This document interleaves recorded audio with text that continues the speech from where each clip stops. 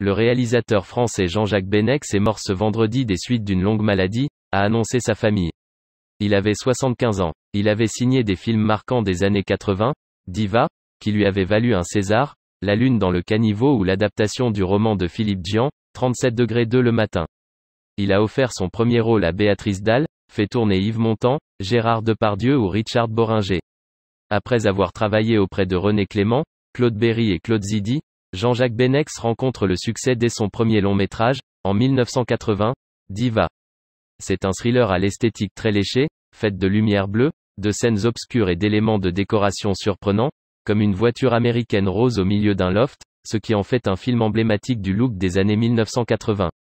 Dans Diva, la musique tient une grande place. Les cinéphiles se souviennent avec émotion de l'air de la Wally, interprété par la chanteuse lyrique Wilhelmina Wiggins Fernandez. Elle joue cette diva qui n'a jamais consenti à faire enregistrer sa voix et se fait voler un enregistrement.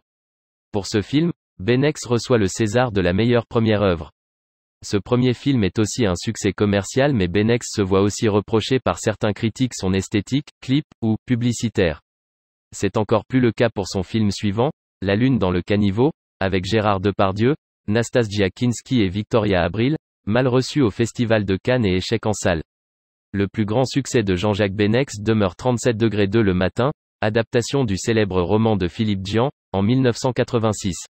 Il met en scène Jean-Hugues Anglade, Gérard Darmon et Clémentine Célarié, mais révèle surtout une jeune comédienne, Béatrice Dalle, dans le rôle de Betty.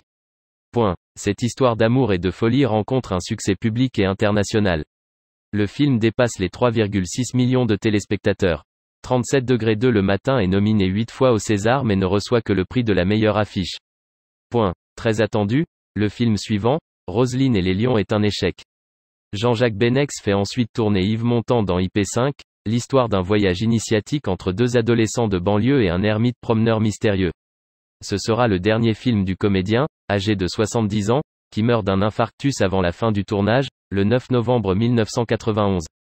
Pour terminer le film, une doublure de la même taille est engagée et filmée de dos. IP5 est considéré par certains comme le « film testament » d'Yves Montand. Son dernier film de cinéma, Mortel Transfert, en 2001, est un échec critique et commercial complet. Jean-Jacques Benex ne réalisera plus que des documentaires. Jean-Jacques Benex a aussi produit des films, réalisé une mise en scène pour le théâtre, Kiki de Montparnasse, en 2015. Il a publié son autobiographie en 2006, intitulée Les Chantiers de la Gloire.